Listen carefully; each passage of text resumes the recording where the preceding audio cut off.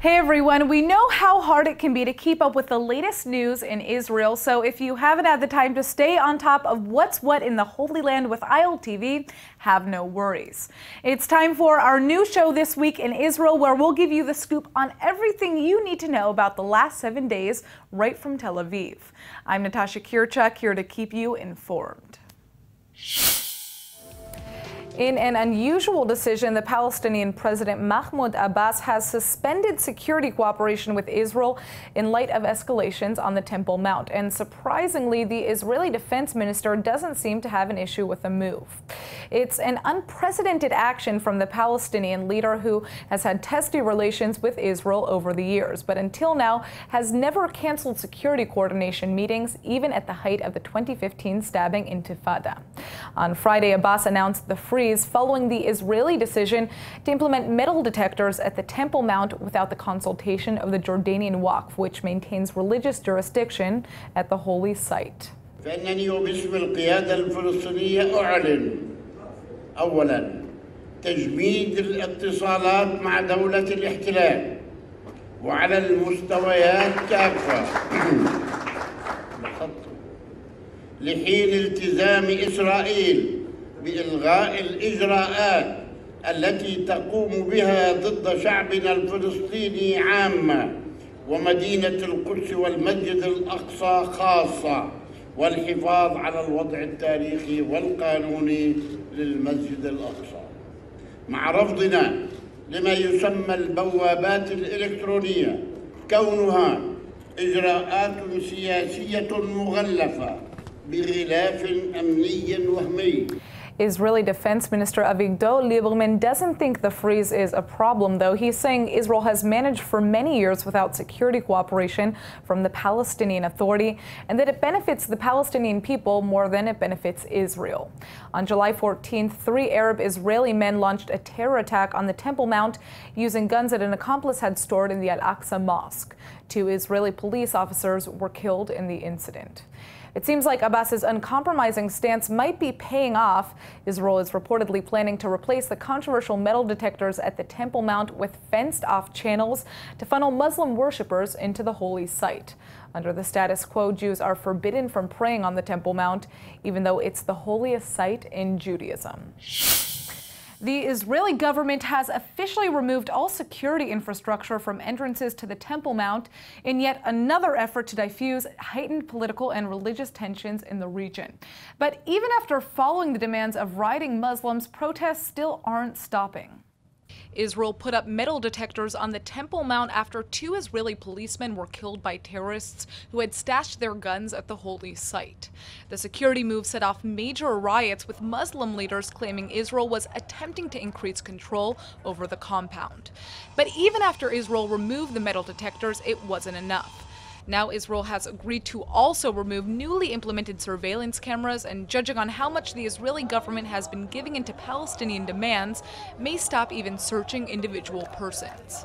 The spokesman of the Fatah party is now saying that the Palestinian Authority will not even tolerate security searches on people of interest, because the matter has to do with sovereignty over Jerusalem.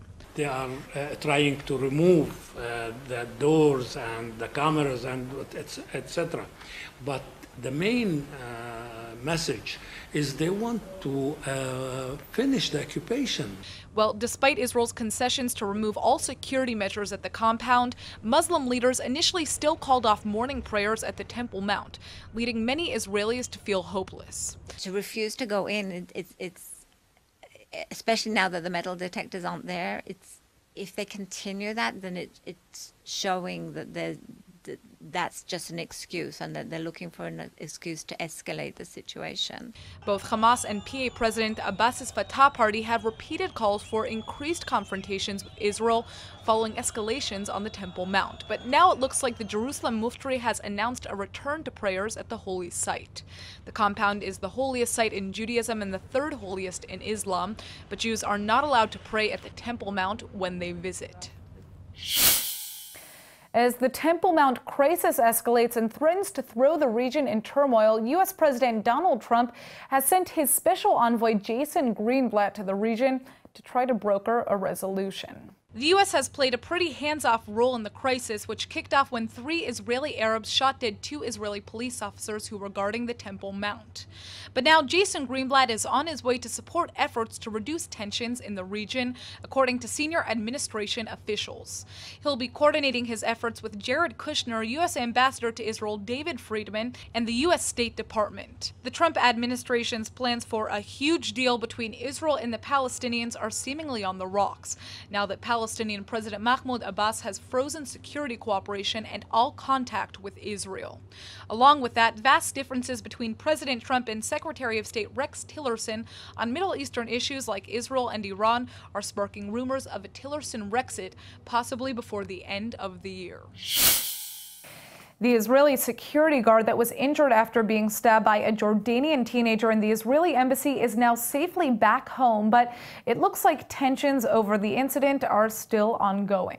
Jordan's Foreign Minister Ayman Safadi is promising justice for the 2 Jordanians that were shot and killed by the Israeli guard as he was defending himself during the attack. The whole incident has caused an international crisis between the 2 countries after intense diplomatic negotiations, which also involved talks with the United States. The entire Israeli embassy staff was allowed to return to Israel. But now Jordan's foreign minister is calling what happened a criminal case and promising justice for the victims' families. There's no bargain here. There are 2 separate tracks when it comes to the incident at a building that is part of the Israeli embassy complex. This is a criminal case that is being investigated and pursued within the realms of the law. We're a country that respects its obligations under international law, and we acted within that law. 16-year-old Jordanian Mohammed Jawadeh was killed after stabbing the guard with a screwdriver. And thousands gathered at his funeral yesterday, many of them there to protest against Israel for the embassy incident. Demonstrators could be heard chanting, "No to an Israeli embassy or ambassador on Jordanian land," with others calling for jihad. Public outrage has been boiling in Jordan ever since Israel installed metal detectors at the Temple Mount, and this latest crisis looks to be a major test of Israeli-Jordanian relations which are already dangerously strained. The Lebanese terror organization Hezbollah is making new gains on the Syrian-Lebanon border. The group has just struck a huge blow to jihadi fighters based around the Jurad al-Sal mountains and is now setting its sights on the Islamic State. And both Israeli and American leaders are aware that this is a growing threat to Israel. Hezbollah's latest skirmish with these al-Nusra jihad fighters has also given them critical new combat experience on an unfamiliar terrain. حزب الله اعتاد في لبنان مع قتال مع إسرائيل أن يقاتل في الأشجار والغابات، وهذه أول مرة يقاتل حزب الله في بيئة جردية على ارتفاع 2450 متر. This comes just 2 days after President Trump, standing alongside the Lebanese President Saad Hariri, denounced Hezbollah at the White House. Apparently, he didn't realize the man next to him was one of Hezbollah's biggest allies. Hezbollah is a menace to the Lebanese state, the Lebanese people, and the entire region. The group continues to increase its military arsenal, which threatens to start yet another conflict with Israel, constantly fighting them back. Now, the Israeli government is throwing its support behind Trump's words.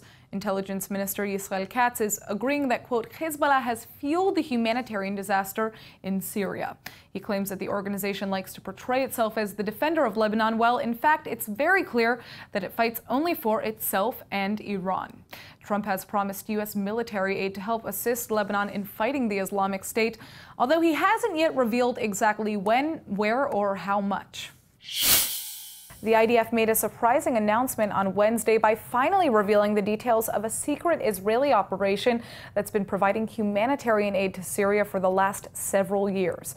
Israel and Syria have been at war since 1948, with no diplomatic interaction since Israel's capture of the Golan Heights in 1967. So this is a pretty big deal. It's well known that Israel has provided direct aid to around 3,000 Syrian fighters on the border. But Wednesday's army briefing revealed the full scope of Operation Good Neighbors, which has provided massive amounts of assistance to Syrians in need. We're talking nearly 360 tons of food, major quantities of medical supplies, 450,000 liters of gasoline, and 50 tons of clothing to aid the Syrian struggle against President Bashar al-Assad. Sources speculate this operation even includes financial backing from Israel to fund the rebel fighters' efforts. IDF personnel have announced that Israel has provided aid to nearly 200,000 Syrian civilians, including crucial medical treatment for Syrian children and families, and has even arranged for the transfer of critical cases for private treatment in Israeli hospitals. Chief Medical Officer of Israel's Northern Command, Noam Fink, is hoping that the initiative might ignite a new era of relations between the two nations. The secret operation, conducted primarily under the cover of the night, includes a transfer of crucial power generators and water piping to repair Syria's shattered infrastructure, while also aiding millions of displaced Syrian civilians. All right, more details are emerging about the horrific terror attack that took place over the weekend in the Israeli settlement of Halamish, and now top Israeli officials are calling for the death penalty to be given to the terrorist who committed the monstrosity. On the Jewish Sabbath, 19-year-old Omar Al-Abed knocked on the door of the home of Yosef Salomon and was greeted by his family. They were there celebrating the birth of a new grandchild, and thinking that Al-Abed was a guest, opened the door to welcome him. This is when the young Palestinian from the West Bank village of Kobal launched a fatal stabbing attack on the family. 70-year-old Yosef Salomon was killed along with two of his children, Chaya and Elad. An off-duty Israeli soldier living nearby heard his neighbor's screams during the attack and rushed to the house, where he then opened fire on the terrorist through the window. The assailant was neutralized by a neighbor, and he was found with 2 or 3 gunshot wounds and was taken to transported to a hospital with a military ambulance crew. Al-Abed is now being treated in an Israeli hospital for his injuries, along with Tova Salomon, who he severely wounded in the attack. Now, top Israeli officials are calling for the death penalty to be applied to the Palestinian attacker, including Justice Minister Ayelet Shaked and Defense Minister Avigdor Lieberman. On Saturday night, hundreds of Israeli activists traveled to a junction near the Halamish settlement to construct a new outpost in response to the attack. According to Ynet News, security forces watched as the activists blocked the road to Palestinian traffic with a caravan vehicle and began construction. Those are some of the Israeli responses, but on the Palestinian side, the father of Omer Al-Abed is denying that his son bears moral responsibility for the attack. أنا رأيي باللي صار بعرفش طبعا عنه شيء، يعني أنا برفض أي عملية، لأنه أولادنا صغار، يعني مش هالأولاد اللي بس هو أنا بحمل طبعا المسؤولية مش لابني، للاحتلال. الاحتلال هو سبب هذه العملية من ضغط على المسجد الأقصى. According to his father, Al-Abed was upset over escalating tensions at the Temple Mount, where several Palestinian lives had been lost in clashes, and he wanted to, quote, protect the honor of the holy site in Jerusalem. The teenage terrorist was allegedly arrested 3 months ago by the Palestinian Authority for planning terror attacks and spent 2 weeks in detention, where he was violently interrogated about his plan to attack Israelis before he was released. Prior to the Halamish attack, the 19-year-old actually posted on Facebook that he expected to be killed while carrying it out, and that he wanted his body to be covered by a banner of the Hamas terror group and the former Palestinian leader Yasser Arafat. We open with a breaking terror attack. A Palestinian from the West Bank city of Kalkilia has just been arrested for stabbing an Israeli bus driver in central Israel. The attack occurred outside a shawarma stand in Petah Tikva, where the 32-year-old victim regularly eats lunch. The driver is in moderate to serious condition and is reportedly an Arab Israeli from the town of Arara who was mistaken for a Jew by the terrorist. The 21-year-old suspect says he did it all for Al-Aqsa Mosque. He was in prison between 2015 and 2016 for terrorist activity and is currently being interrogated by the Shin Bet intelligence service. Reports say that the suspect was neutralized by a restaurant worker with a pizza tray. It looks like Al Jazeera is in big trouble here in Israel. The Israeli Prime Minister is demanding that the Arab news network completely shut down its offices in Israel. Netanyahu has just posted to Facebook saying he plans to use the government to shutter Al Jazeera's Jerusalem branch. Al Jazeera has made no response so far, but things for the Qatar-based network have been strained since June. Last month, several Arab nations, including Saudi Arabia and Egypt, announced brutal sanctions on the network in response to deteriorating relations with Qatar. Israel has long prided itself as a beacon of free speech in the Middle East, but it's pretty clear these sanctions have given Netanyahu just the opportunity he'd been looking for. The Israeli leader reportedly met with officials last month to figure out how to remove the network once and for all from Israel. Defense Minister Avigdor Lieberman also agrees, saying that, quote, Al Jazeera is not media, it's not journalism, it's an incitement machine in the style of Nazi Germany or Soviet Russia. Netanyahu's Facebook post particularly stressed Al Jazeera's coverage of this week's crisis on the Temple Mount and accuses the network of purposely inciting violence against Israel. If that's true, he may have all he needs to shutter Al Jazeera offices here for good. The boycott, divestments, and sanctions movement against Israel is pushing to boycott Israeli industrial zones in the West Bank. But there are thousands of Palestinians employed at these parks working side by side with Israelis. And now Israel is claiming a boycott could end up hurting peace instead of helping. So we decided to get an inside look at how these development centers are actually impacting the lives of Palestinians and Israelis alike.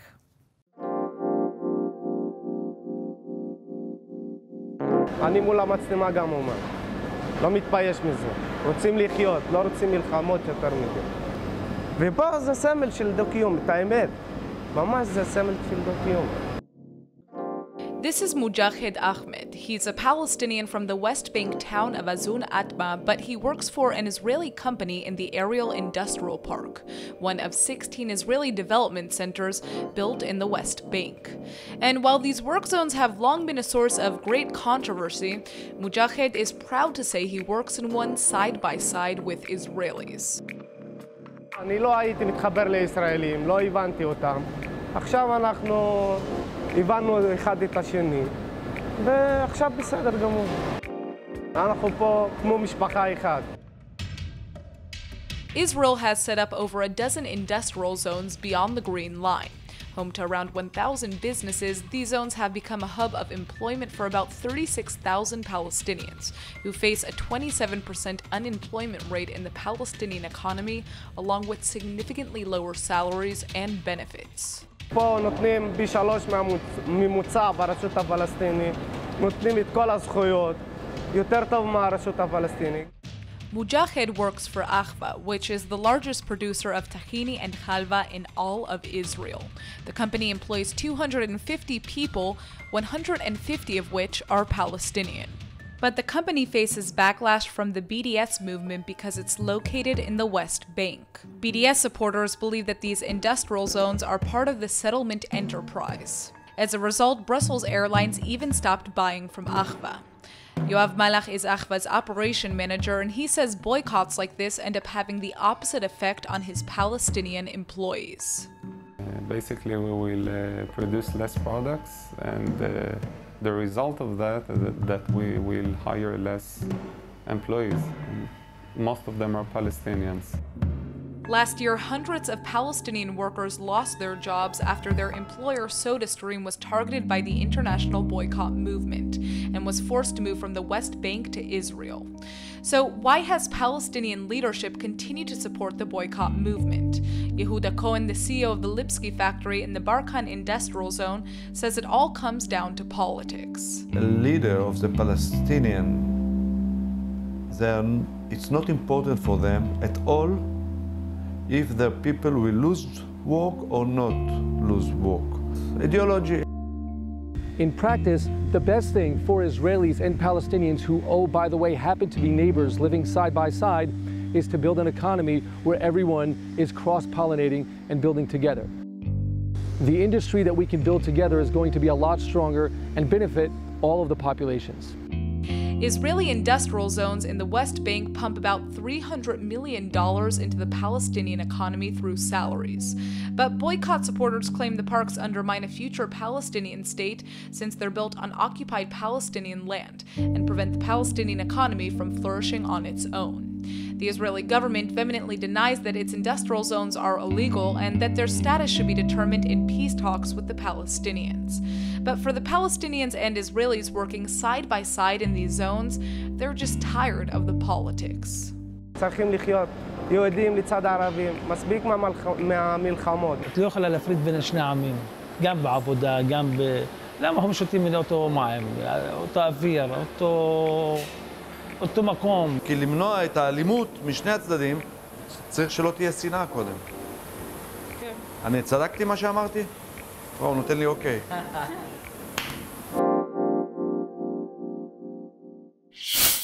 The Israeli government has made a controversial decision on adoption for same-sex couples, claiming gay parents load additional baggage on their kids. Well, now an army of nearly 200 Jewish LGBTQ leaders in the U.S. are urging Israel to reverse its position. The case has been made by a group called A Wider Bridge, which works entirely on relations between American and Israeli LGBTQ communities. Their letter to the Israeli government, which includes Hillel International, the Union of Reform Judaism, and over 60 U.S. rabbis, pleads equal adoption rights for same-sex couples and an end to discrimination. The group recognizes many of Israel's contributions to the LGBTQ community, such as public benefits and army service, but calls adoption one of Israel's glaring exceptions to true equality. But the Israeli government hasn't backed down an inch from its harsh stance on this issue, even after intense protests within its own borders. Israel does recognize the legal right for same-sex couples to adopt, but this usually only happens if agencies can't find a heterosexual couple at the time. Clearly, this is a very personal issue for both sides that's going to go back and forth for a while. All right, history buffs have something new to puzzle over. Archaeologists have just made some crucial discoveries in the city of David, unearthing new evidence of the Babylonian destruction of Jerusalem. Though new discoveries are always being made in Jerusalem, this is one of the biggest finds in quite a while. Archaeologists have unearthed structures dating back over 2,600 years ago, right around the time historians believe Babylonians laid siege to the ancient city and then burned it to the ground. Those are pieces of charcoal which burnt and collapsed in the room. Buildings dating of the same period just to the south of us in this excavation don't show signs of destruction. So it seems like not all the buildings were destroyed in a single event, but maybe specific buildings were destroyed and other buildings were then abandoned and left. But one of the most interesting finds is a rosette seal, which experts believe demonstrates the vast wealth and affluence of ancient Jerusalem. Oltal Khalaf and Dr. Joe Uziel of the Israel Antiquities Authority believe that the rosette, quote, replaced the For the King seal used in the earlier administrative system. The findings are embedded in layer upon layer of collapsed stone and include charred wood, ancient pottery, fish bones, and other rare artifacts. And this beautifully carved ivory figurine demonstrates just how high the artistic level was at the time. All this new evidence is giving us a truly never-before-seen glimpse into how things were way back in ancient Jerusalem. All right, everybody, you can stop holding your breaths. Warner Brothers has finally given us the green light, and it looks like Wonder Woman 2 is officially happening. We all know what that means. Here in Israel, we get to watch Israeli superstar Gal Gadot hit the big screen again. First Wonder Woman installment made major waves upon its release, shattering records by pulling in a whopping $770 million for Warner Brothers. And it's continuing to dominate the international box office. Israeli actress Gal Gadot has skyrocketed to fame for her performance as Wonder Woman and appeared on stage at this weekend's San Diego Comic-Con to break the news for the upcoming sequel. Gadot will don the lasso again this November when she plays Wonder Woman for the next superhero hit Justice League, all alongside stars like Ben Affleck, Ezra Miller, and Jason Momoa. The creative head of DC Comics, Geoff Johns, has just confirmed trade reports that the script for the Wonder Woman sequel is already being developed with director Patty Jenkins, who has also now become the highest-grossing female director. Talk about some true woman power. Israelis are already celebrating the upcoming sequel, since local Gal Gadot will get to put her training from the Israeli army into practice as she takes on the most iconic female role in Hollywood for the third time. That's it for this week's Roundup. Tune in next Friday for our next episode of This Week in Israel. I'm Natasha Kirchuk, and thanks for joining us from Tel Aviv.